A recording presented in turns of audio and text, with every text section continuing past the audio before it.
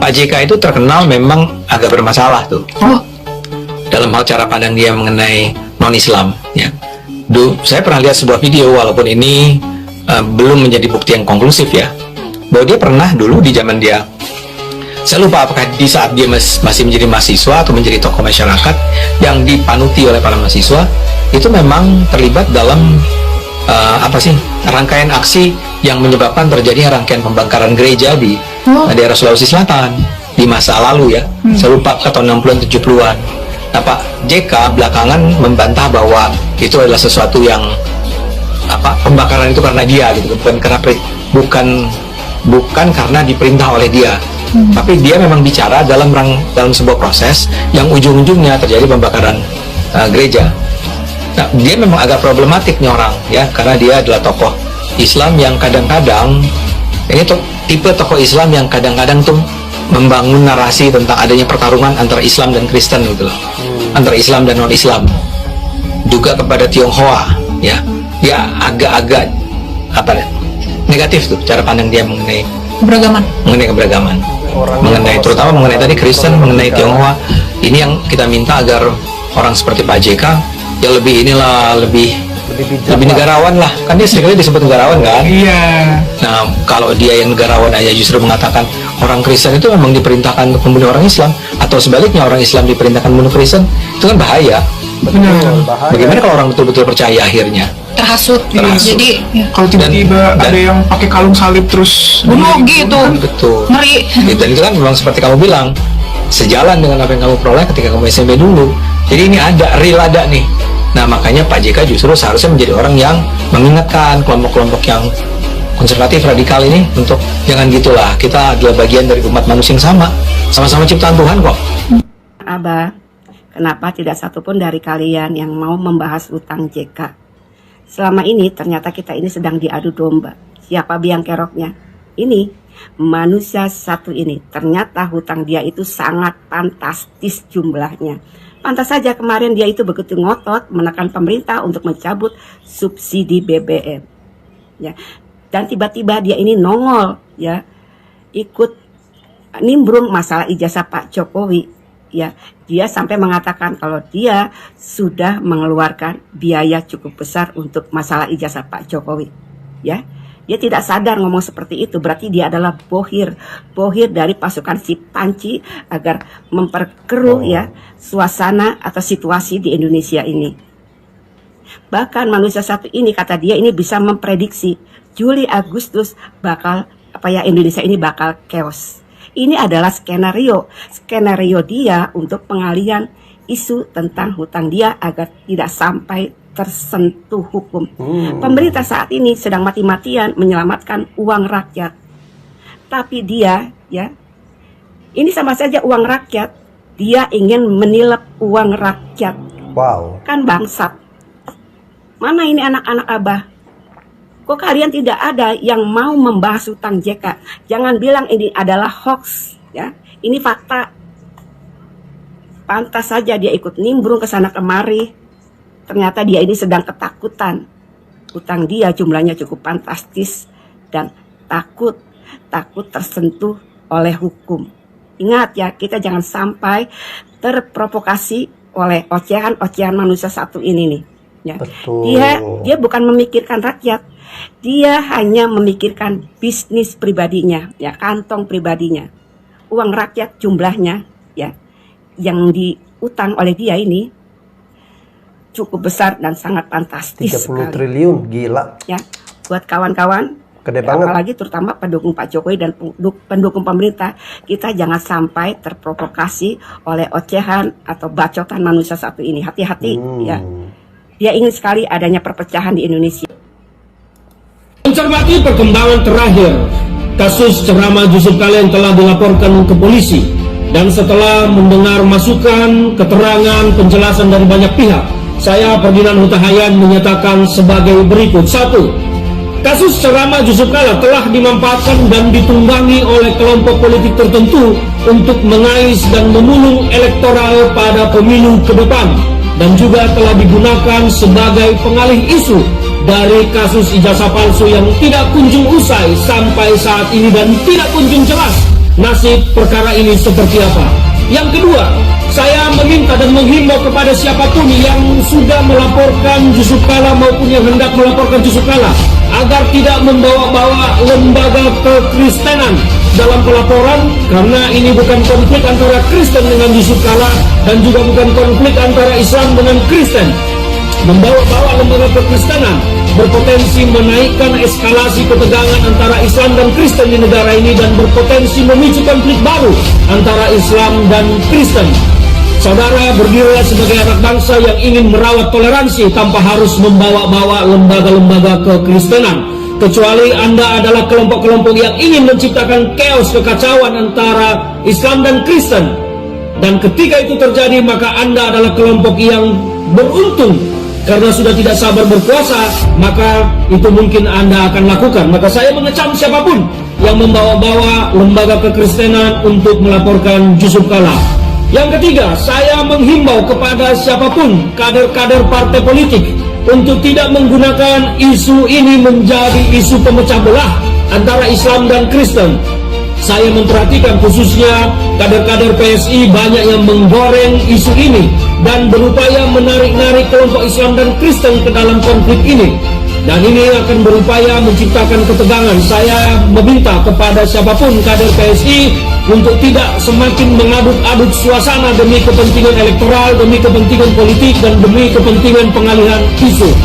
Saya juga menghimbau kepada saudara Yusuf Kala untuk segera membuka ruang dialog dengan tokoh-tokoh bangsa, tokoh-tokoh agama, untuk segera mendinginkan situasi dan menjelaskan konteks sesungguhnya agar persoalan ini segera dan toleransi di negara kita bisa terawat. Yang terakhir, kepada kader-kader PSI, saya menghimbau untuk tidak perlu menjadi sok paling toleran dalam hal ini, karena di zaman Jokowi intoleransi meningkat. Di zaman pemerintahan Jokowi penutupan tempat-tempat ibadah justru meningkat dan bukan berkurang. Dan kelompok minoritas hampir tidak mendapat perlindungan selama masa pemerintahan Jokowi. Jadi tidak usah hadir sok toleran dalam hal ini dan paling depan membela umat minoritas. Karena di zaman Jokowi ternyata intoleransi meningkat dan tidak ada perlindungan terhadap tempat-tempat ibadah kaum. Ferdinand Huta Hayan, ya, manusia nggak jelas lo. Lo ini memang dari dulu saya menilai Anda sebagai pribadi yang pelin-pelan, tidak berjiwa ksatria, dan terlihat seperti seorang pengecut. Kemarin Anda dengan begitu gagah beraninya, saya akan mensomasi Pak Yusuf Kala dalam 3 kali 24 jam. Harus segera menyampaikan permintaan maaf. Sekarang berubah lagi pernyataan kamu. Kamu ini memang tidak punya pendirian dan pelin-pelan. Saya bukan menginginkan Pak Jokowi harus ditangkap dan dipenjarakan, ya. Tetapi Pak Ferdinand Huta Hayan, dari awal seharusnya kamu nggak usah nimbrung, nggak usah membuat geger. Kamu ini termasuk salah satu manusia yang buat huru-hara juga. Sudah memancing amarah umat Kristen juga, terpancing dengan narasi Anda yang ingin mensomasi Pak JK. Lalu kemudian kita semua terpancing dengan narasi Anda.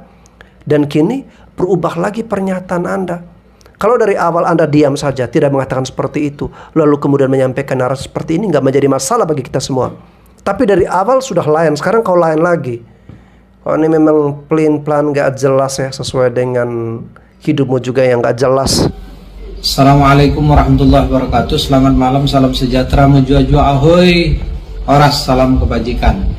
DPP Ralinsa, raja-raja lintas semua suku dan agama, kali ini mencoba menyoroti tentang persoalan statement atau ceramah Pak JK Yusuf Kala di Masjid UGM kemarin.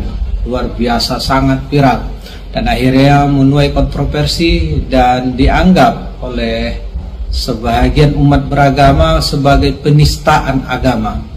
Ya, silakan saja bahwa di Indonesia adalah kebebasan kita untuk mengeluarkan pendapat, dan masyarakat yang merasa dirugikan, merasa didistakan, boleh-boleh saja untuk melaporkan seorang yang dianggap sebagai penista kepada lembaga hukum. Oleh karena itu, kita yakin dan percaya bahwa masyarakat Indonesia begitu cerdas. sosok Pak Yusuf Kalla ini bukanlah orang bodoh, dan kami rasa tidak mungkinlah beliau itu menyakiti hati dan perasaan umat Kristiani, tidak mungkin. Dilihat dari rekam jejak beliau menjadi tokoh agama dan juga tokoh masyarakat dan juga tokoh politik sebagai negarawan juga, tidak mungkin itu menyakiti.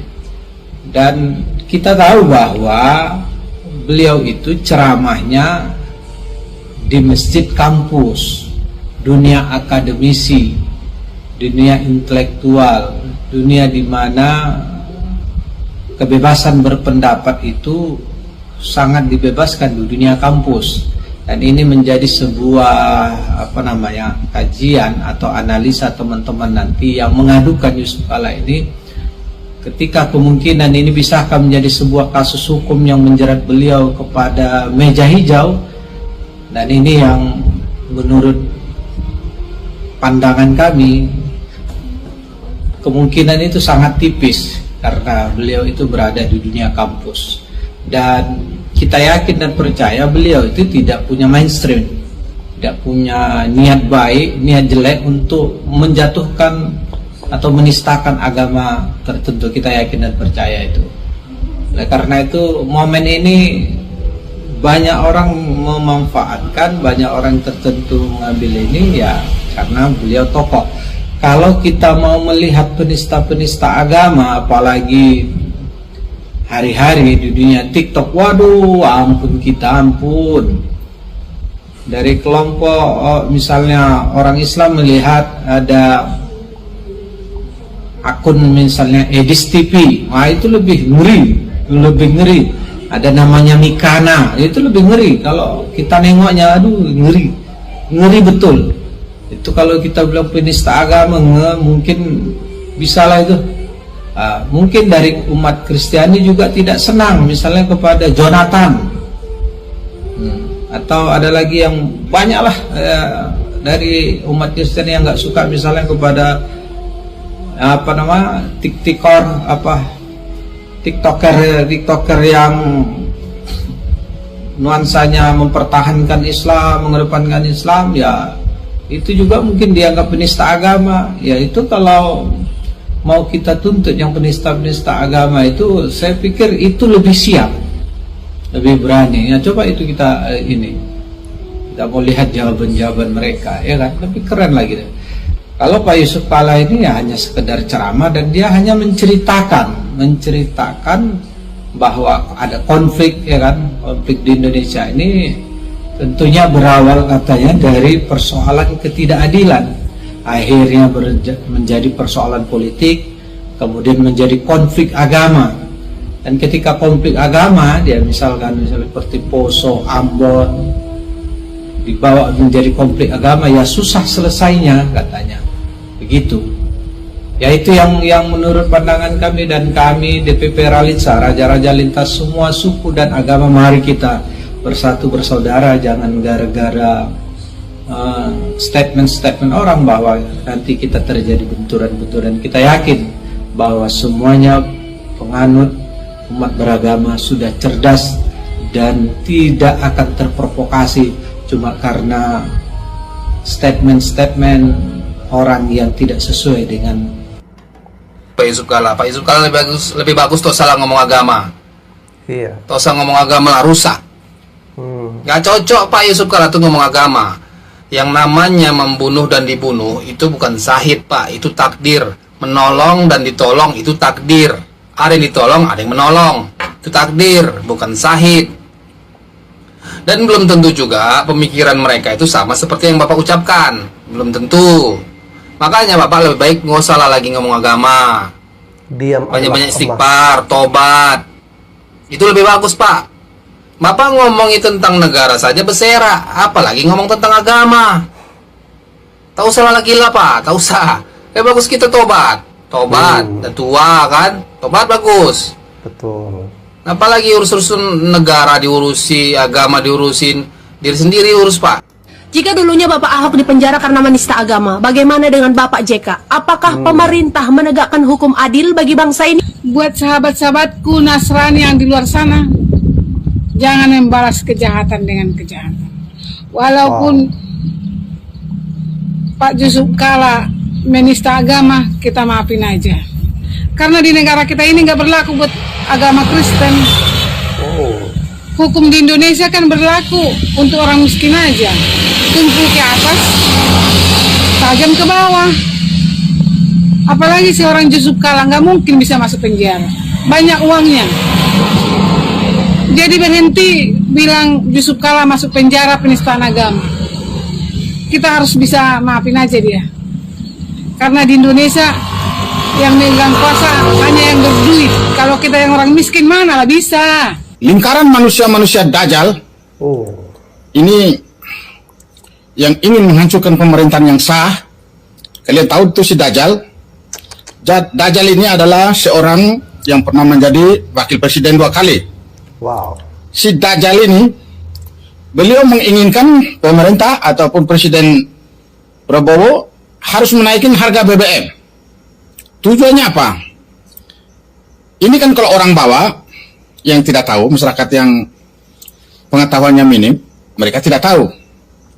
Tapi bagi orang-orang di atas tahu, ini tujuannya untuk meruntuhkan presiden. Si Dajjal ini punya keinginan, jika minyak ini naik, harga BBM naik, jelas demonstrasi kekacauan ada di mana-mana. Ujung-ujungnya anti pemerintah ataupun anti Prabowo semakin meningkat. Sehingga orang yang dia pasang, yang kemarin yang calon presiden tapi gagal, nah itu akan sebagai penggantinya. Si Dajjal ini, yang kemarin saya lihat di TikTok, bahwa dia bilang ketika perang agama antara Kristen sama Islam, itu kedua-duanya mati syahid. Di Kristen tidak ada yang mati syahid. Jadi kalian dengar baik-baik.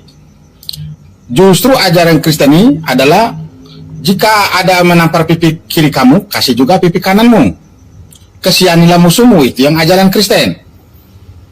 Kalau ajaran Muslim saya kurang paham, tapi saya perlu jelaskan antara Kristen sama Muslim. Kalian berperang di Ambon, pelaku utamanya si Dajjal ini. Si Dajjal inilah yang biangnya, yang membiayai dan mendatangi semua preman mulai dari Lampung, Palembang, dan Jambi. Sehingga terjadilah perang agama antara Kristen dan Islam. Karena manusianya atau masyarakat kita ini punya pemikirannya pendek, pengetahuannya berkurang, maka mudah dimainkan. Si Dajjal ini ya kayak gini. Kalau perekonomian dia atau orang-orang dia dicekik oleh pemerintah, nah kan itu kan ada kandungnya, kan udah jadi tersangka. Nah si Dajjal ini akan mempermainkan pemerintah dan dia akan melakukan berbagai cara karena dia juga punya stok keuangan yang nggak bakalan habis. Waktu perang di Ambon, di mana dia mempermainkan agama ini seperti mainan anak-anak, mainan kelereng. Jadi dia mendatangkan kepala-kepala perang. Saya tahu inisialnya, saya tahu nama orangnya itu, saya tahu yang beliau mendatangkan itu adalah kaki tangan dia. Jadi karena pemikiran ataupun orang-orang kita ini kan pengetahuannya agak berkurang, jadi mudah dimainkan oleh si Dajjal. Nah sekarang ini karena di mana tanah dia disabotase oleh pemerintah, ketika di pengadilan dia kalah, dia naik kasasi juga dia kalah, maka si Dajjal ini ingin menghancurkan agama lagi. Jadi malam hari ini saya memberitahukan kepada ini untuk kedua umat, baik umat Islam maupun umat Kristen, hati-hati dengan si Dajjal. Si Dajjal ini lebih yang keroknya yang pecah kerusuhan di Ambon. Dan beliau juga yang membakar gereja 11 biji. Jadi ini karena udah kebongkar oleh Andi yang TikTok pembawa acara di Metro ini. Jadi dia posisinya udah terjepit karena pemerintah juga udah mulai bongkar kejahatan-kejahatan dia. Jadi ketika keluarga dia disikat oleh pemerintah dalam kasus korupsi, jadi ini dia mau permainkan lagi agama. Nah, si Dajjal ini, inilah satu-satunya manusia perusak. Maka saya tuh tahu persis orang-orang yang dia bawa dari Jambi, orang-orang yang mereka gerakan dari Lampung, orang-orang yang mereka gerakan dari Palembang untuk datang ke Ambon. Wow, sadis ya. Pemainnya itu saya tahu, orangnya saya kenal, inisialnya nanti saya bikin, saya keluarin. Jadi kalau usaha dia diganggu oleh pemerintah, maka terjadilah perang agama. Ya ini memang otak si Dajjal. Karena si Dajjal ini memang perilakunya itu udah seperti bukan manusia lagi. Dan mungkin kemarin saat capres, beliau mengeluarkan uang banyak, namun gagal. Karena kegagalan inilah, duit yang keluarin banyak, kemudian dia membuat kerusuhan di mana-mana, termasuk kasus ijazah palsu. Kasus ijazah palsu ini ada dana dari si Dajjal. Jadi saya mengimbau kepada masyarakat, khususnya kedua umat, baik umat Muslim maupun umat Kristen, hati-hati dengan si Dajjal. Kalian nanti akan perang. Situasi negara susah, kacau. Dajjal ini yang ketawa. Karena ini pemain Dajjal. Kamu tahu Dajjal? Dajjal itu mantan wapres. Waduh. Jadi kalau saya sebut Dajjal aja. Waduh. Orang seperti itu nggak usah kita hargai. Wow. Kalau pemerintahan sah mau dijatuhkan, mau jadi apa negara ini? Negara ini mau jadi apa kalau mau dijatuhkan? Apa mau pecah kerusuhan lagi seperti tahun 98? Yang mati ya rakyat. Dajjal naik jet pribadinya kabur dia ke luar negeri itu. Wow. Kamu di sini mati-mati ya. Makanya saya mengimbau kepada umat Kristen dan umat Islam berhati-hati, jangan tergiur dalam provokasi si Dajjal. Oke, terima kasih Om Morales atas informasinya. Tapi mungkin agak sedikit koreksi dari saya Om Morales. Kalau bisa jangan sebut Dajjal lah ya, karena mungkin terlalu keras kata-katanya. Ya yang lebih lembut aja lah, Mr. Chaplin atau si Chaplin. Nah itu nggak apa-apa sih ya. Kalau Dajjal ini wow mengerikan. Ya saya setuju seperti yang disampaikan Om Morales tadi, bahwa kita antar sesama umat, antar umat beragama ini harus menjaga keharmonisan, menjaga kerukunan. Jangan sampai kita mudah terprovokasi dan dipecah belah oleh orang-orang yang memang sengaja mendesain seperti itu, menginginkan situasi seperti itu, menginginkan negara ini chaos, sehingga agenda politik yang terselubung di dalam ambisi mereka itu bisa tercapai. Nah, kita harus waspada ya, tetap kompak menjaga persatuan, menjaga kerukunan, dan menjaga keharmonisan di antara kita, anak-anak bangsa. Ya, kali ini saya ingin menanggapi yang lagi heboh, ada pernyataan dari Bapak Yusuf Kalla. Dalam pernyataannya itu, Bapak Yusuf Kalla mengatakan bahwa ajaran Islam dan Kristen itu sama saja, sama-sama mengajarkan mati syahid kalau membunuh orang yang beda keyakinannya. Mohon maaf banget ya Pak, ya, ini keliru besar Pak, karena kekristenan tuh nggak diajarin Pak untuk membunuh orang lain Pak, apalagi diajarkan kalau membunuh orang yang beda keyakinan itu bisa mati syahid. Di mana Pak ayatnya Pak? Kekristenan itu menghidupi atau mengimani perintah Tuhan Yesus yang ada di Perjanjian Baru, di mana musuh orang Kristen itu bukan orang yang berbeda agama, tapi melawan roh-roh atau penguasa-penguasa jahat yang ada di udara, yaitu setan. Dan Tuhan Yesus jelas-jelas mengajarkan bahwa kita harus mengasihi sesama manusia seperti dirimu sendiri. Apabila kamu ditampar pipi kiri, maka berikanlah pipi kananmu. Jadi, kalau kurang memahami atau kurang mengerti tentang ajaran kekristenan, jangan sok tahu. Bagi semua saudara-saudaraku, dengan adanya berita-berita seperti ini, jangan kita mudah terpancing, dan mari kita tetap mengasihi seperti yang Tuhan Yesus ajarkan. Dari saya Lucy, Tuhan Yesus memberkati. Apa yang lagi viral sekarang? JK. Ya, JK viral sekarang. Dia bilang kerusuhan Poso dan Ambon sama-sama saling bunuh. Saya ini orang Poso asli, rumah saya terbakar waktu kerusuhan. Adik saya terguncang jiwanya melihat kerusuhan itu. Dia bilang sama-sama saling bunuh. Orang Islam punya keyakinan kalau bunuh orang Kristen masuk surga mati syahid. Orang Kristen juga sama, kalau bunuh orang Islam masuk surga mati syahid. Padahal Tuhan Yesus nggak pernah ajarkan begitu. Lalu ini banyak orang Kristen marah, mau mengadili. Saya bilang nggak usah. Kan ajarannya Tuhan Yesus, kasihilah musuh, berdoalah bagi mereka. Jangan kita yang hakimi, biar Tuhan yang menghakimi. Jangan ambil bagian Tuhan, serahkan biar Tuhan yang berperkara. Siapa tahu dia dijamah Tuhan toh. Terima Tuhan Yesus, baca Alkitab toh, supaya dia tahu yang benar apa yang Yesus ajarkan kan. Itu yang lagi viral sekarang. Mari jaga NKRI. Jangan terpancing dengan berita-berita yang memprovokasi.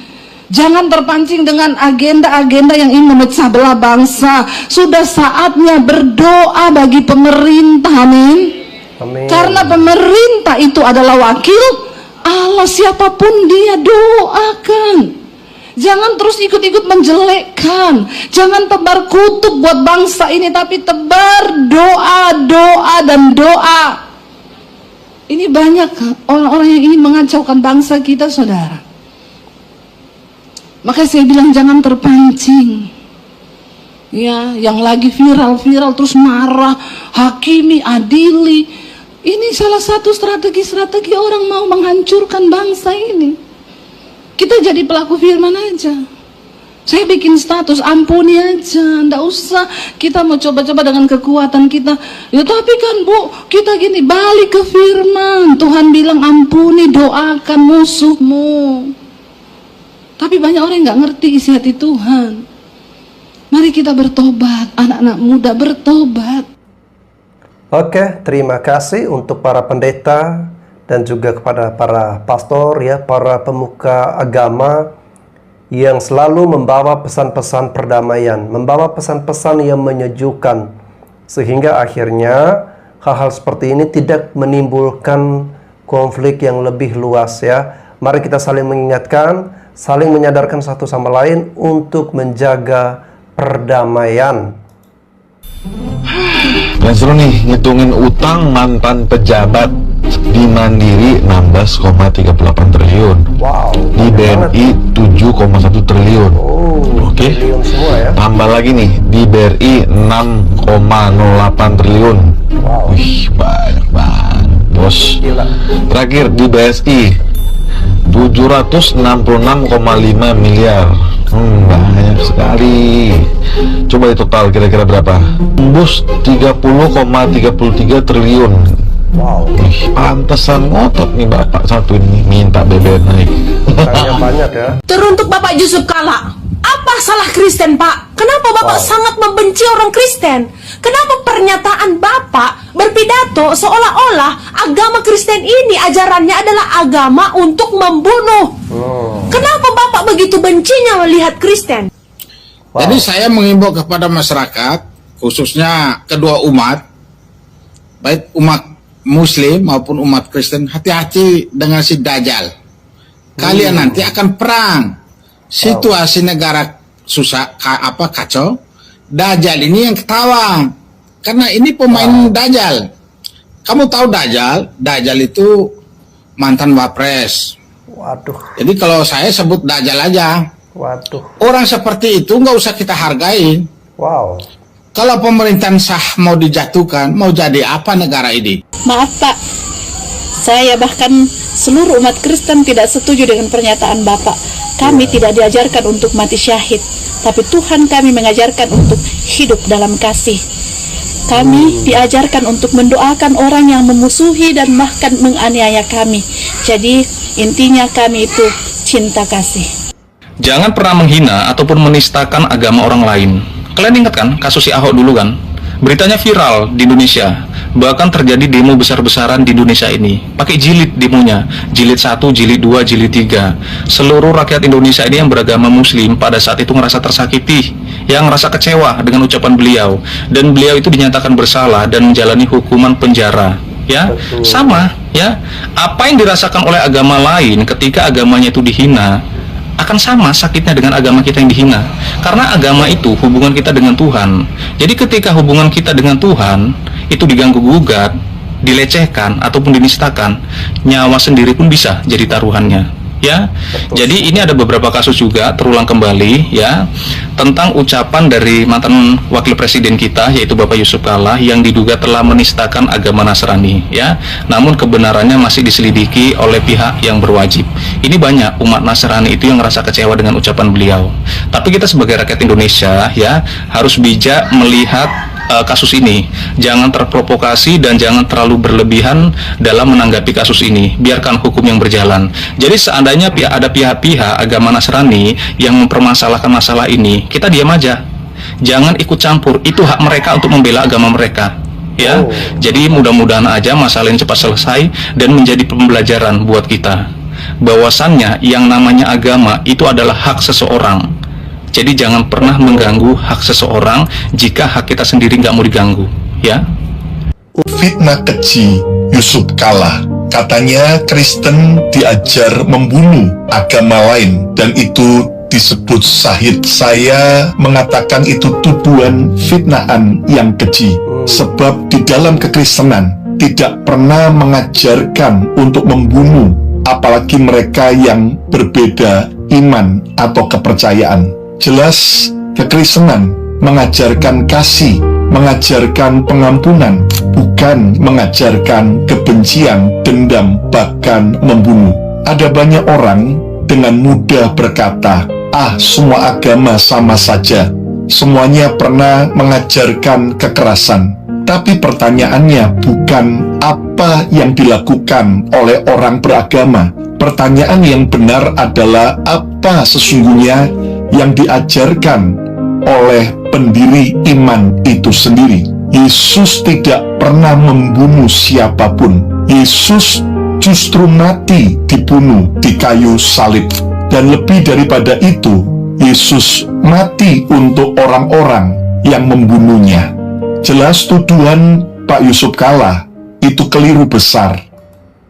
Saya berdoa biar Pak Yusuf Kalla boleh mendapatkan pencerahan yang benar tentang Yesus dan tentang kekristenan. Tentunya sebagai orang Kristen kami mengampuni fitnahan keji itu dan kita tidak perlu menjalankan sampai ke ranah hukum. Namun izinkan saya memberikan beberapa argumen. Argumen yang pertama, Yesus adalah standar utama dari kekristenan. Kalau mau menilai kekristenan, jangan menilai dari sejarah kelam manusia, tapi mulailah menilai kekristenan dari Yesus Kristus sendiri. Yesus berkata, kasihilah musuhmu, berdoalah bagi yang menganiaya kamu.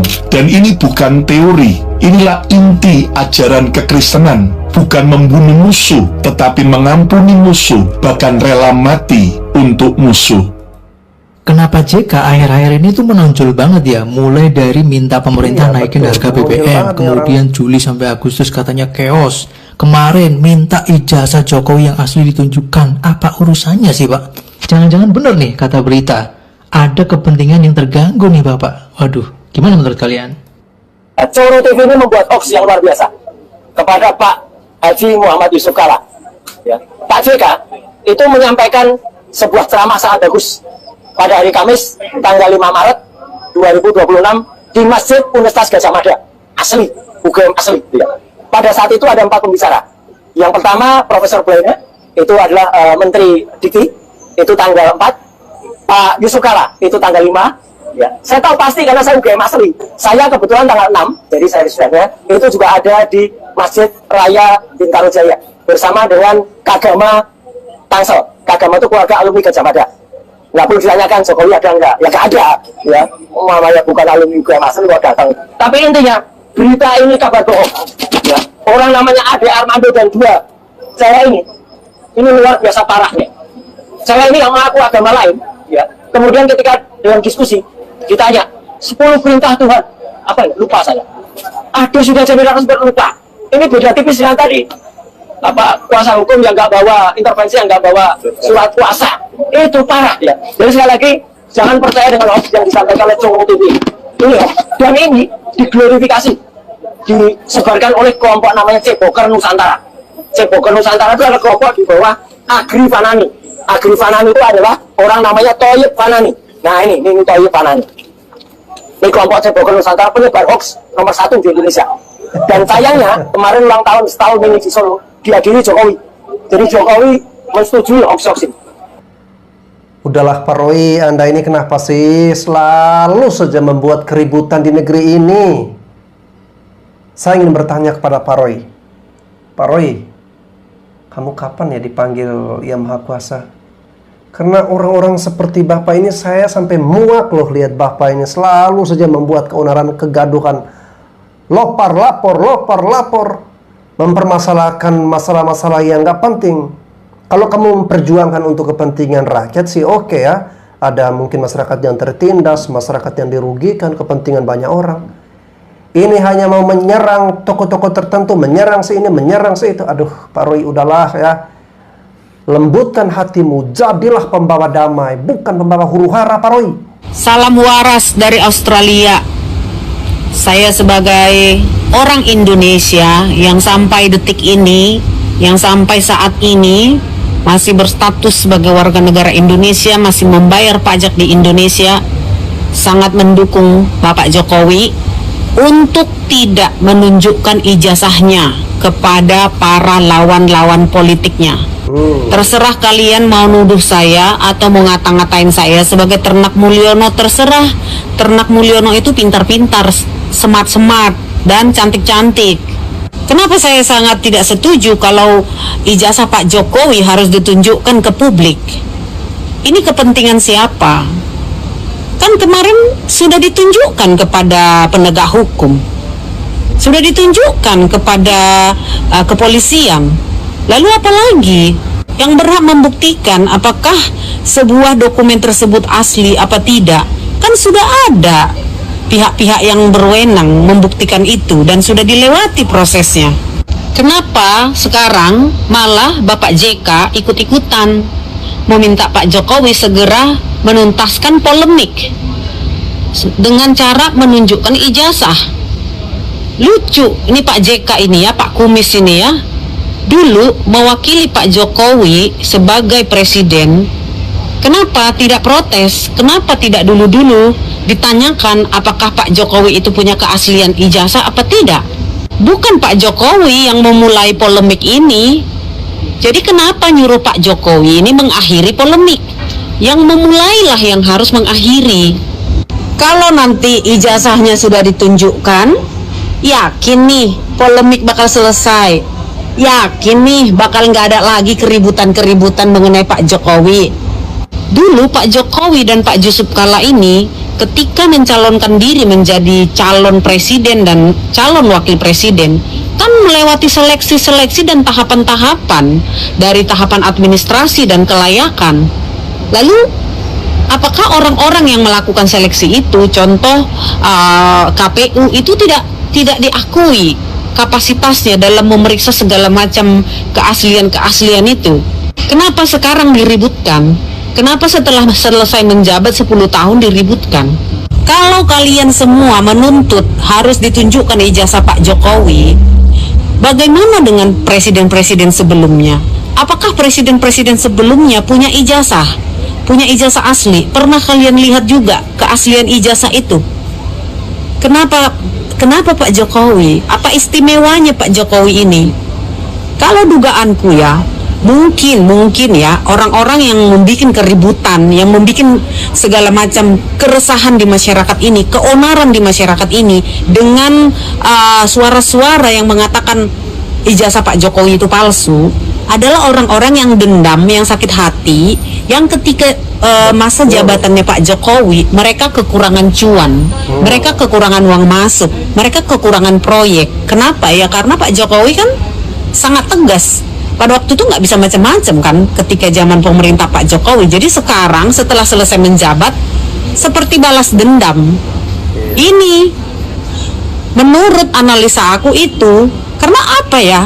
Udah jelas-jelas Pak Jokowi 10 tahun diakui dunia. Pak Jokowi itu berhasil gitu membawa Indonesia bertahan ketika krisis melanda akibat COVID-19. di mana negara-negara lain itu hampir jungkir balik gara-gara musibah COVID. Tapi Indonesia tetap bisa bertahan.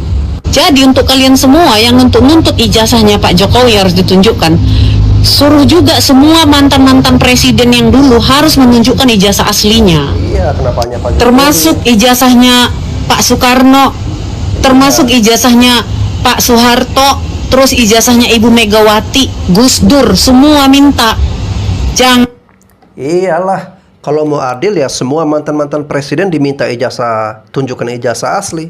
Kenapa harus maksa Pak Jokowi? Oke, saya disclaimer ya, saya bukan YouTuber yang masuk ke dalam perkara-perkara ijazah Pak Jokowi ya. Saya jarang sekali untuk mereaksi ke ranah itu. Tetapi dalam hal yang seperti ini kebetulan Pak Yusuf Kalla lagi pernyataan yang lagi menimbulkan gejolak sosial. Saya perlu saya perlu menekankan kepada Pak Jokowi, tidak perlu Pak ya, Pak Jokowi tidak perlu menunjukkan ijazah, mau ijazah dia asli atau palsu tidak perlu tunjukkan ke publik. Kebiasaan, nanti jadi kebiasaan bagi orang-orang di luar sana. Ketika mereka menuduh ya, itu mereka akan memaksa yang dituduh harus membuktikan. Pons Grace Natali terkait polemik pernyataan Syahid Yusuf Kalla. Menurut Pak Yusuf Kalla, baik Kristen maupun Islam sama-sama berpendapat bahwa mati dan mematikan orang adalah syahid. Sedang viral pernyataannya Pak Yusuf Kalla dalam ceramahnya di UGM baru-baru ini, sampai-sampai beliau ini dilaporkan ke polisi. Setelah ditonton, ya memang pernyataan beliau ini bermasalah sekali. Jadi dalam salah satu bagian ceramah tersebut, beliau membahas mengenai mengapa agama begitu gampang dijadikan alasan konflik. Menurut Pak Yusuf Kalla, baik Kristen maupun Islam sama-sama berpendapat bahwa mati dan mematikan orang adalah syahid. Ini pernyataan yang sangat fatal, apalagi diucapkan oleh seorang tokoh nasional senior sekelas Pak Yusuf Kalla. Mengapa fatal? 3 hal. Pertama, distorsi dari ajaran agama. Esensi dari ajaran kekristenan adalah kasih. Seberat apapun kesalahan orang, diajarkan untuk memaafkan. Tidak boleh melakukan pembunuhan atau penghilangan nyawa dengan alasan apapun. Kedua, pernyataan Pak Yusuf Kalla sangat rawan dipelintir untuk melegitimasi kekerasan. Meskipun mungkin maksud sebenarnya adalah untuk menjelaskan sosiologi konflik.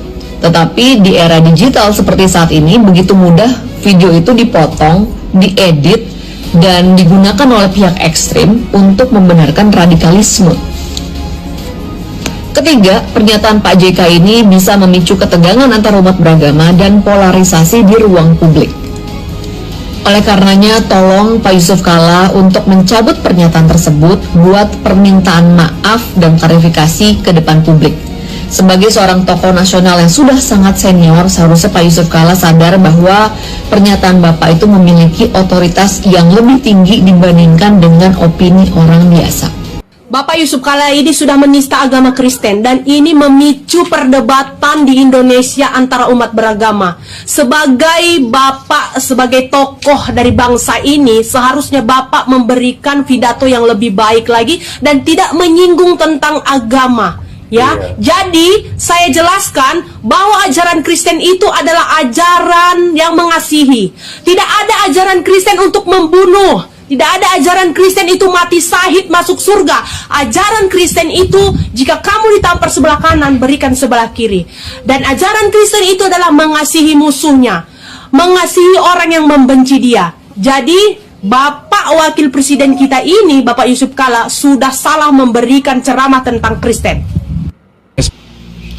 Harusnya kita bersyukur Pak JK telah dengan jujur dan jelas, gamblang, jelas ya, menerangkan tentang agamanya. Ya, Tuhannya Pak JK atau Tuhannya umat Islam itu memberikan perintah kepada manusia, apabila ingin masuk surganya itu harus membunuh sesama. Kan begitu kan? Jadi setidaknya kita jadi tahu loh, oh begitu ya.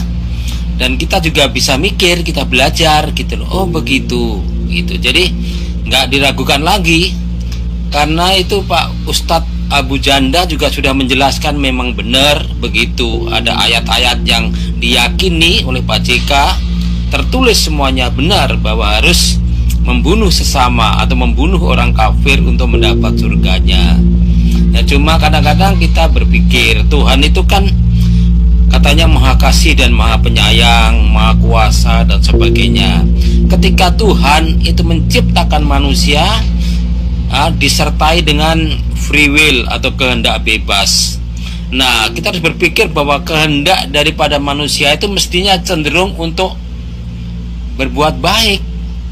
Ya, karena manusia itu makhluk sosial, pasti tidak akanlah ada namanya tega membunuh sesama walaupun itu beda agama gitu, tidak akan tega.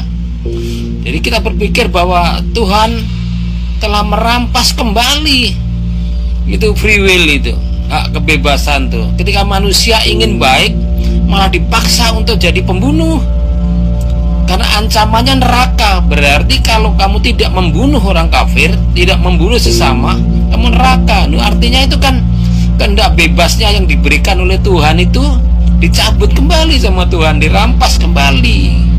Nah, itu agak ajaran yang harus diyakini ya, karena memang ada ayat-ayatnya tertulis di dalam kitab sucinya ya. Jadi nggak apa-apa dan kita jadi jelas gamblang gitu kan, mengerti ajaran agamanya ya, ajaran Tuhannya ya. Cuma kita berpikir kalau Tuhan modelnya seperti itu ya kan, aturannya seperti itu, kira-kira benar atau tidak?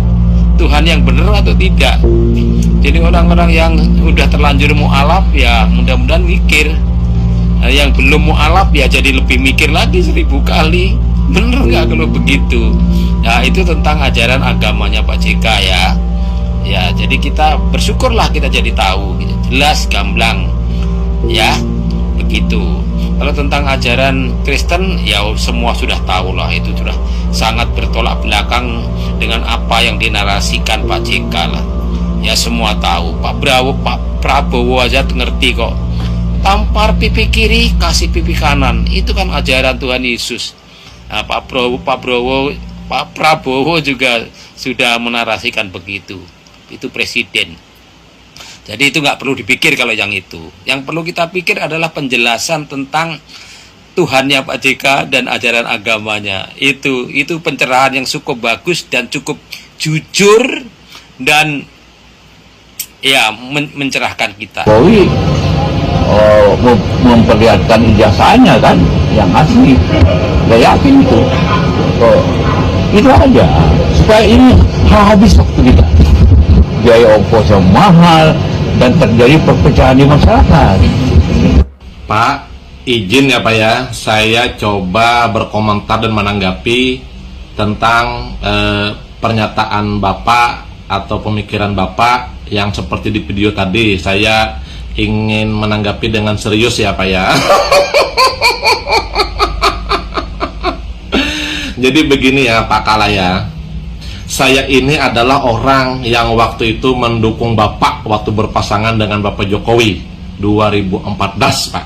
Sama. Nah, saat itu kan Bapak waktu mendaftar di KPU kan, Bapak kan bersampingan tuh dengan Bapak Jokowi. Iya, ke meja kotak-kotak. Bapak juga kan ada juga menyerahkan ijazah asli.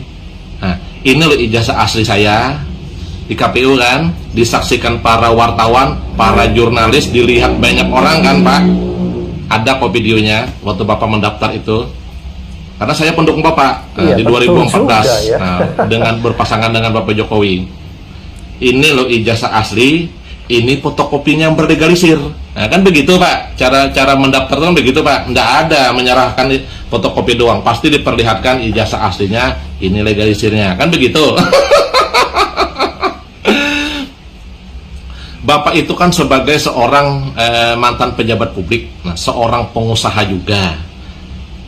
Nah, kenapa Bapak mau-maunya ikut-ikutan seperti kehendak jongos-jongos Bapak, seperti Roy, Anies, nah, yang congor-congornya, yang sukanya menebarkan fitnah, menebarkan kebencian. Dan yang saya heran Pak Yusuf Kala ya, yang saya heran tuh kenapa orang-orang yang sakit hati dengan Bapak Jokowi, yang pecatan Bapak Jokowi itu menjadi jongos Bapak. Itulah saya yang heran tuh kenapa gitu loh Pak. Anies dendam dengan Bapak Jokowi karena dipecat jadi menteri, jongos Bapak juga. Congornya di mana-mana. Gitu kan. Begini menjelek-jelekan pemerintah. Roy Suryo juga menteri dari partai yang biru itu. Nah, itu juga dipecat Bapak Jokowi, daerah Bapak Jokowi, ya kan, jadi menteri. Sakit hati dengan Bapak Jokowi, terus menjadi jongos Bapak juga. Saya heran kenapa gitu loh.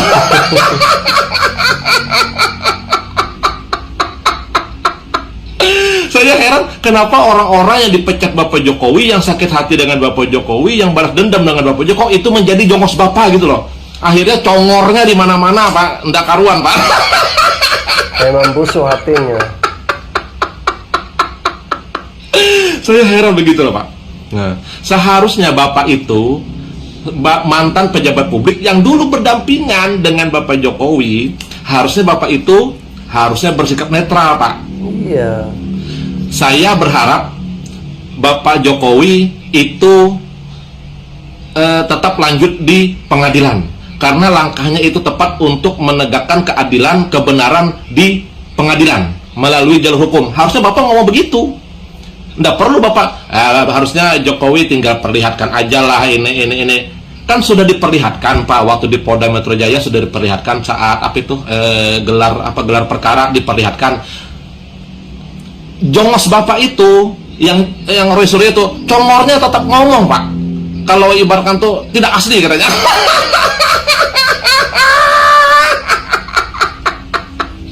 Tetap dia tidak percaya Pak. Nah, semua tidak dia percaya Pak. Nah, jadi harusnya Bapak, makanya langkah Bapak Jokowi itu untuk menampung ke jalur hukum untuk di pengadilan itu sah dan tepat benar. Jadi jongos Bapak seperti Anies, Roy Suryo yang sekarang ini Pak, mereka itu kan Pak orang-orang yang bego Pak. Nah, Bapak jadikan jongos Bapak. Nah, terus congornya ya Bapak tahu sendirilah bagaimana di depan publik itu congornya. Jadi cukup mereka aja Pak, Anies dan Roy Suryo ini aja Pak yang jongos Bapak, yang ini, yang dua ini yang bego Pak. Jadi kalau bisa Bapak Yusuf Kala itu jangan Pak, jangan ikut-ikutan gitu loh. Harusnya Bapak Jokowi support, dukung. Artinya apa yang dilakukan Bapak Jokowi itu tepat dan benar untuk memastikan kepastian hukum. Nah begitu Pak harusnya. Terus di situ ada pernyataan Bapak, ini buang-buang waktu, terus biayanya mahal, banyak habis. Nah, biayanya mahal. Nah, jadi pertanyaan lagi Pak, akhirnya netizen bertanya lagi Pak, kenapa Bapak yang mengeluh biayanya mahal, buang-buang waktu? Nah, betul. Emang Bapak ikut membiayai mereka? Nah, ini akhirnya jadi pertanyaan publik Pak. Akhirnya jadi pertanyaan publik kan Pak, Bapak sampai ngeluh biayanya mahal lagi, ini tak waktu begini. Nah, masyarakat ibarat kata jadi terpecah belah. Nggak ada Pak yang terpecah belah. Yang memecah belah justru jongos Bapak itu Pak, dengan congornya itu Pak. Kalau masyarakat lain nggak ada Pak, aman-aman aja Pak, tidak ada terpecah belah. Hanya saja berbeda. Yang pintar dan waras Pak, yang tidak bego itu berpikir sah, Bapak Jokowi itu sah, ijazahnya asli. Karena apa? Yang mengeluarkan sudah mengakui. Hanya jongos Bapak itu, yang orang sakit hati itu, yang sekarang Bapak pelihara itu aja Pak yang mengatakan ijazah Bapak Jokowi palsu Pak. Jadi itu aja ya Pak Yusuf Kala. Artinya itulah yang ibaratkan tanggapan saya yang dengan serius ini. Jadi cukup yang Anies dengan Roy Suryo ini aja yang bego Pak. Kalau bisa Bapak jangan deh. Karena saya dulu 2014 mendukung Bapak loh Pak, 2014. Penistaan agama terhadap Yusuf Kala justru memperlihatkan satu problem dalam ruang publik kita, yaitu krisis memahami konteks. Pidato Yusuf Kala di Universitas Gadjah Mada sebenarnya sederhana. Ia ingin menegaskan bahwa tidak ada agama yang membenarkan pembunuhan terhadap orang yang tidak bersalah. Tapi ketika kalimat itu dipotong, dipelintir, lalu dilempar ke media sosial, maknanya berubah total. Di sinilah masalahnya. publik kita terlalu cepat tersinggung, tapi terlalu malas memeriksa utuh. Secara hukum, tuduhan itu pun juga lemah. Penistaan agama mensyaratkan niat menghina atau menimbulkan permusuhan. Pertanyaannya, di mana niat itu? Yusuf Kala tidak menyerang agama, ia justru menyerang tafsir ekstrim yang membajak agama. Ini bukan penghinaan, ini justru pembelaan terhadap agama itu sendiri. Ironisnya, kita hidup di zaman di mana orang yang mengkritik kekerasan atas nama agama bisa lebih cepat dituduh menista dibandingkan dengan mereka yang benar-benar menyalahgunakan agama untuk kekerasan. Kalau logika ini diteruskan, maka setiap upaya meluruskan tafsir bisa berujung pidana, dan itu berbahaya, karena tafsir agama akhirnya tidak bisa dikritik, tidak boleh dikritik, bahkan ketika disalahgunakan. Padahal sejarah Indonesia dari Poso sampai Ambon justru mengajarkan bahwa diam terhadap tafsir sesat adalah pintu konflik. Jadi yang perlu kita jaga hari ini bukan hanya perasaan, tetapi juga akal sehat. Karena tanpa akal sehat, hukum bisa berubah menjadi alat emosi. Dan ketika hukum sudah dikendalikan emosi, keadilan tinggal menunggu waktu untuk runtuh. Hukum di Indonesia benar-benar sangat menyedihkan. Setelah video viral saudara Yusuf Kala, ada begitu banyak orang yang saat ini mulai tampil menjadi garda terdepan untuk memperjuangkan keutuhan NKRI, karena NKRI memang benar-benar itu harga mati bagi saudara dan saya. Lalu mereka berusaha untuk mendriving cara berpikir masyarakat Indonesia, tidak perlu membesar-besarkan, tidak perlu mendramatisir video viral Yusuf Kala. Yang menjadi pertanyaan bagi saya, bagaimana dengan foto di atas kepala saya ini, di mana video yang dulunya viral walaupun dipotong-potong, diedit-edit, lalu mulai menuduh Bapak Ahok menjadi penista agama, konsekuensinya tidak menjadi gubernur, bahkan masuk penjara. Lalu saat ini bagaimana dengan saudara Yusuf Kala? Apakah tetap NKRI harga mati dengan cara itu? Maka video viral Yusuf Kala tidak perlu harus dibesar-besarkan. Bagaimana menurut pendapat saudara pemirsa dimanapun Anda berada? Tulis komentar di bawahnya. Salam akal sehat. Assalamualaikum warahmatullahi wabarakatuh. Selamat siang dan salam advokat. Bang Sahar kembali menyampaikan tentang Yusuf Kala, di mana masyarakat Kristen ya menilai di dalam penistaan agama Kristen. Kemudian Yusuf Kala harus minta maaf. Dan tentunya ada beberapa masyarakat Kristen yang ingin memaafkan ya. Ada pendeta untuk memaafkan. Menurut Bang Sahar tidak perlu Yusuf Kala untuk minta maaf. Dan juga tidak perlu dimaafkan. Karena Yusuf Kala tidak bersalah ya. Sesuai dengan ceramahnya di Masjid Universitas Gadjah Mada, di mana menyinggung soal kerusuhan yang ada di Ambon dan Poso yang menyangkut tentang syahid ya. Kemudian menyambung perkataan kepada Kristen, di mana Kristen ada juga kalimat yang menyebut tentang martir ya. Jadi antara syahid dan martir itu hampir sama di dalam istilah perjuangan dan untuk mencapai sebuah apa yang sedang dilakukan di sini. Tetapi Yusuf Kala menyebutkan syahid itu terkhusus kepada agama Islam dalam kalimatnya yang tersambung kepada Kristen di sini. Jadi perlu dipilah dan dipilih dan dianalisa dan disimak serta disimpulkan di sini bahwa persoalan kata syahid itu khusus untuk orang Islam. Dan seterusnya bahwa ketika dilaporkan Yusuf Kala dinilai sebagai penistaan agama, lalu disuruh untuk minta maaf, tidak perlu Yusuf Kalla minta maaf di sini. Dan tidak perlu dimaafkan. Lanjut saja ke proses hukum di sini ya. Karena kenapa? Kami menilai bahwa Yusuf Kalla itu berceramah tidak ada niatan untuk menistakan atau di dalam pencitraan agama lain, yaitu Kristen ya. Jadi tentunya di sini jangan sampai masuk ke dalam level politik yang tidak standar, dijadikan sebuah objek untuk menjadi sebuah permasalahan terhadap Yusuf Kalla itu sendiri. Jadi tentunya di sini mari kita menyimak ya, dan mari kita meneruskan kepada pihak hukum, pihak kepolisian, dan tidak perlu Yusuf Kalla minta maaf dan dimaafkan. Oke? Ya, dengan memberikan kesempatan kepada Pak Yusuf Kalla untuk menyampaikan permintaan maaf, artinya Pak Yusuf Kalla tidak perlu dipenjara atau dikasuskan seperti Pak Ahok.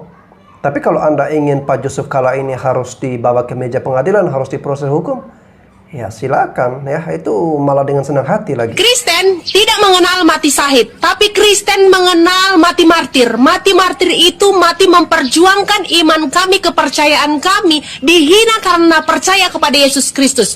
Itulah yang ada di pengajaran kekristenan. Jadi kalau mati syahid, mati membunuh, membinasakan, bunuh-membunuh itu tidak ada di pengajaran oleh kekristenan.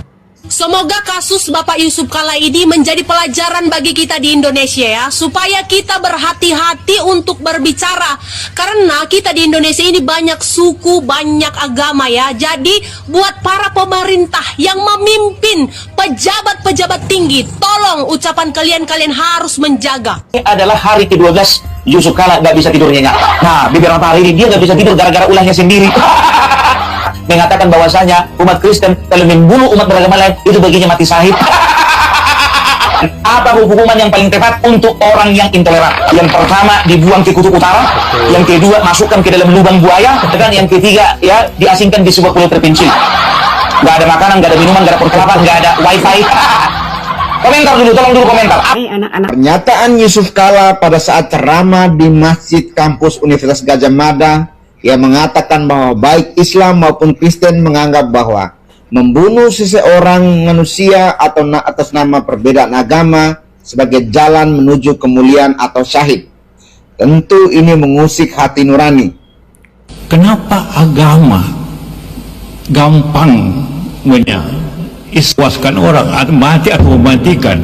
Kalau saya bunuh orang Islam. Iman Kristiani, kekerasan bukanlah jalan menuju kekudusan. Ajaran Yesus justru menempatkan kasih sebagai inti dari iman. Kasih kepada Tuhan dan kasih kepada sesama manusia, bahkan kepada mereka yang dianggap berbeda atau dianggap musuh.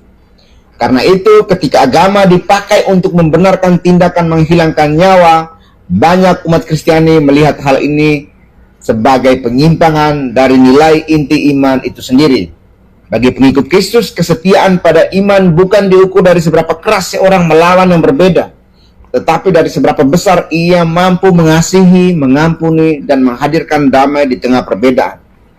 Dari sudut pandang inilah, pernyataan tentang kekerasan atas nama agama bukan sekedar teologi, tetapi juga panggilan untuk introspeksi. Gereja, komunitas iman, dan setiap orang percaya ditantang untuk terus menjaga agar iman tidak direduksi menjadi alat permusuhan, tetapi tetap menjadi sumber pengharapan dan rekonsiliasi. Dan pada akhirnya, jika agama kehilangan belas kasih, ia kehilangan jiwanya. Dan bagi umat Kristiani, tidak ada kesyahidan yang lebih sejati daripada hidup dalam kasih, sekalipun harus membayar harga dengan pengorbanan diri, bukan dengan mencabut nyawa orang lain. Luar biasa memang melihat bagaimana dinamika komunikasi di negeri ini bekerja. Kita harus memberikan apresiasi setinggi-tingginya, setinggi langit kepada Bapak Yusuf Kalla atas kemampuannya menciptakan momen pemersatu bangsa melalui pernyataan-pernyataan yang bikin dahi mengkerut tapi bibir tersenyum kecut. Beliau seolah sedang menguji sejauh mana daya tahan telinga dan kesabaran umat beragama dalam menafsirkan sebuah pidato. Sepertinya di usia senja, beliau sedang mencoba peruntungan di dunia komedi situasi di mana plot twistnya selalu berhasil membuat kita semua merasa sedang berada dalam sebuah prank besar berskala nasional. Beruntung bagi kita semua teman-teman, ada Ketua Umum GAMKI, sahabat saya Sahat Martin Philip Sinurat, dan Ketua Umum Pemuda Katolik yang saya banggakan Stefanus Asad Gusma, yang tidak mau ketinggalan kemeriahan ini. Langkah mereka melaporkan pernyataan tersebut ke pihak berwajib adalah sebuah gerakan koreografi yang sangat estetik. Daripada sekedar mengeluh di grup WhatsApp keluarga yang isinya stiker amin, gambar bunga, mereka lebih memilih jalur resmi. Ini adalah bukti bahwa pemuda lintas iman kita sangat menghargai administrasi kepolisian dan ingin memastikan bahwa server pelaporan di kantor polisi tetap bekerja maksimal demi menjaga harmoni. Secara jujur, tindakan GAMKI dan Pemuda Katolik patut diacungi jempol karena telah menyelamatkan kita dari rasa bosan yang sangat akut. Dengan membawa masalah ini ke ranah hukum, mereka secara halus mengatakan, Pak JK, lucunya Bapak sudah masuk ke level laporan polisi loh. Ini adalah bentuk kasih sayang yang unik, sebuah upaya untuk mengingatkan tokoh bangsa bahwa berbicara di depan publik itu bukan seperti sedang stand up komedi di depan cermin kamar mandi sendiri. Kita harus berterima kasih karena mereka lebih memilih jalur hukum daripada jalur balas sindiran yang bisa berakhir menjadi perlombaan pantun yang tiada berujung. Pada akhirnya kita hanya bisa berharap agar drama ini segera berakhir dengan akhir yang bahagia, semacam pelukan hangat atau mungkin sesi kopi bersama di mana semua pihak sepakat untuk belajar cara menggunakan mikrofon dengan lebih baik. Terima kasih kepada Bapak JK atas materi diskusinya dan hormat setinggi-tingginya kepada saudara saya Sahat Martin Philip Sinurat dan Ketua Umum Pemuda Katolik yang saya banggakan Stefanus Asad Gusma yang telah membuktikan bahwa menjadi orang Kristen dan orang Katolik yang baik di Indonesia juga berarti harus rajin memantau video viral dan punya kuota cukup untuk melapor. Semoga hukum kita tetap tegak lurus seluruh garis senyum kita saat menonton video-video tersebut. Tetap semangat teman-teman, tetap menjaga kondisi agar aman dan stabil. Kita kuat karena berbeda, kita berbeda dan kita menjadi kuat. Kepada yang terhormat Bapak Yusuf Kalla, Pak, terima kasih ya karena Bapak pernah menjadi wakil presiden mendampingi Pak Jokowi. Pak, secara khusus terima kasih karena Bapak berani mengakui bahwa Bapak memimpin aksi pembakaran gereja, biara, wihara. Tentu saja kemampuan keberanian untuk mengakui ini adalah atas backingan Tuhan yang Bapak imani. Terima kasih ya Pak. Pak, izinkan saya untuk menjelaskan setelah saya mendengar perkataan Bapak tentang mati syahid di video ini. Baiklah, kita lihat bersama ya dan dengarkan bersama. Berbeda agamanya, sukunya, kulitnya, kepintarannya, dan lain sebagainya. Kita selalu ditanamkan untuk menghormati martabat manusia, Bapak. Bahkan izinkan saya untuk menambah, termasuk LGBT dan lain sebagainya. Karena mereka adalah manusia yang punya hak sama di hadapan Tuhan. Jadi, komentar Bapak tentang mati syahid antara Kristen, Islam, dan lain sebagainya ini adalah perbedaan yang mendasar karena saya Katolik, Pak. Dan kebetulan saya berketurunan Tionghoa. Rasanya dakdikdukdar banget ketika Pak JK hadir untuk mengakui ini, meskipun sudah banyak di kalangan mengetahui kondisi ini. Yang saya sungguh prihatin adalah bagaimana mungkin Bapak Wakil Presiden yang saya hormati, yang saya doakan, bisa sebegitu hebat melakukan tindakan ini. Bapak mau bukti bahwa arti mati syahid yang Bapak samakan antara ajaran Islam, Kristen, Katolik, dan sebagainya sama. Ini buktinya, Pak. Kurang lebih 60 tahun sudah peristiwa itu terjadi. Peristiwa yang sangat memprihatinkan, Pak. Mereka hanya berdoa dan mengikhlaskan tentang apa yang sudah Bapak dan orang-orang Bapak lakukan. So at the end, 60 tahun kemudian, terjadilah pengakuan dari mulut Bapak sendiri. Ini artinya ada perbedaan mendasar, Pak. Dan ini adalah bukti bahwa pada saat mereka tersakiti dan lain sebagainya, mereka hanya mendoakan. Mereka tidak membalas Bapak. Umat Katolik yang ada di biara, umat Kristiani yang ada di gereja, Umat Buddha, Konghucu yang ada di wihara, mereka tidak membalas, Pak. Justru sebaliknya, mereka mendoakan Bapak dan keluarga Bapak, juga orang-orang Bapak. Wah, rasanya senang banget ya, Pak. Secara pribadi saya melihat bahwa mereka memilih untuk tidak membalas, justru mendoakan Bapak. Anyway, Pak JK, Pak Yusuf Kalla, doa saya dan orang-orang yang hari itu terjadi, doa orang-orang keturunan Tionghoa yang ada di Indonesia tetap, yaitu Pak Yusuf Kalla senantiasa diberi kesehatan, kebijaksanaan, bukan hanya untuk Pak JK, tetapi untuk anak cucu dan keturunan Bapak. Doa kami tetap sama, Pak. Yang paling penting buat kami adalah terima kasih atas pengakuan ini, dan tentu saja ini menjadi pembelajaran buat kami. So anyway, buat saya dan Anda semua yang melihat video ini, agama ada dan kita diminta untuk memeluk agama. Esensi buat saya ya adalah supaya tidak liar, supaya terpattern. Namun jika manusia yang memeluk agama tersebut masih liar, entah mungkin ada ajaran agama yang terlewatkan, atau ajaran agama yang kebablasan dipahami, atau sekitar tahun 19 disalahartikan. Nah, ini adalah manusianya atau ajaran agamanya. Selamat berpikir, jaga sehat.